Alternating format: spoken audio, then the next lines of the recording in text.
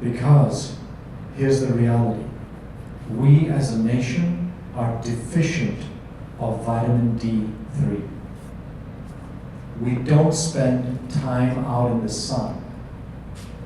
We don't fill our buckets up with the right building blocks and nutrients, so that when we do go out in the sun, the wonderful, amazing thing that it is, and the sun's energy touching our body and our skin and allowing it to create vitamin D and other chemicals that are really good for you, don't happen.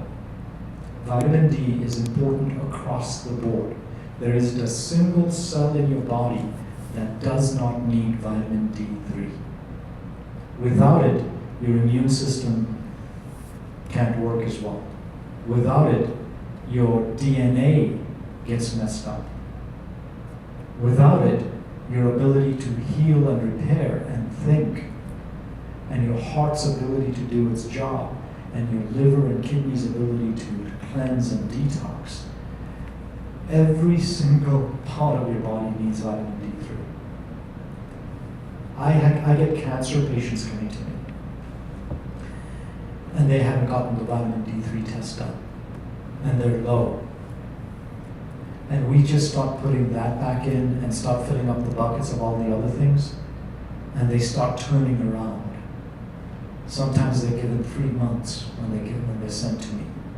Because, we got to put them through all the chemicals, all the chemo, all the radiation, all the surgery. Right? And you know that most cancer patients don't die of the cancer. They die of the treatment. That's why chemotherapy and radiation, if you look at the symbols for it, it's a skull and crossbones, isn't it? Because it's poisonous. So it's a matter of how quickly are we going to kill the cancer over how quickly are we going to kill the patient. And then they say things like, well, the person didn't die of cancer, they died of the complications of cancer. What rubbish. I've had patients that we've kind of helped that have basically been able to go through that without losing hair, without losing weight, because we fill the buckets up and we reduce the side effects of the medications, including chemo. Okay? That's what you need to understand. When you come out of all of these things and they discharge you from the hospital, that does not mean that your buckets are full. It just means that as far as they're concerned with the symptoms that you're dealing with, those are taken care of. But what we got to do and employ the doctors to do is to say, hey, let's look at all the buckets. I get it that we're taken care of. I get it that we're taken care of as far as the condition that I came in for. But can you help me fill up the buckets? Can you help me look for that? And if they're open and if they're really caring and they're wanting to do that and they're not controlled by the insurance system and all that kind of stuff, then there are solutions, there are labs, there are tests available out there that help you, that you can actually take, right? That you can actually take to identify the buckets in you and start filling them back up. So what do you fill the buckets up with?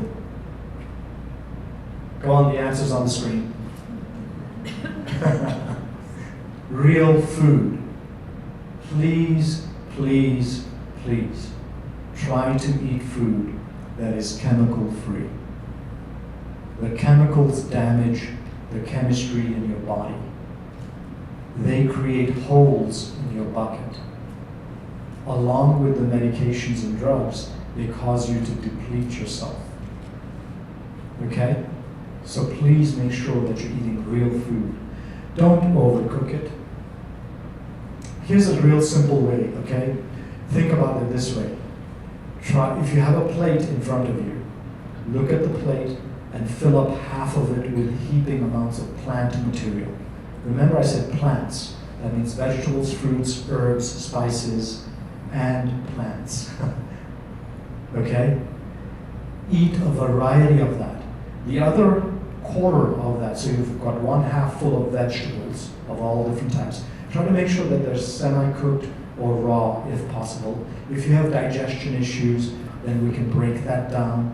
We can give you, digestive enzymes to help you to break that down as well, not a problem. But the other quarter, so you've got 1/2 that, so now you've got another half left. Of that half, you're going to break it up so you have a quarter. A quarter of it is going to be healthy fat. We don't eat enough fat. Healthy fats are going to be things like grass-fed organic butter, ghee, which is clarified butter, Ghee, ghee. It's something that in our culture we've been using for centuries.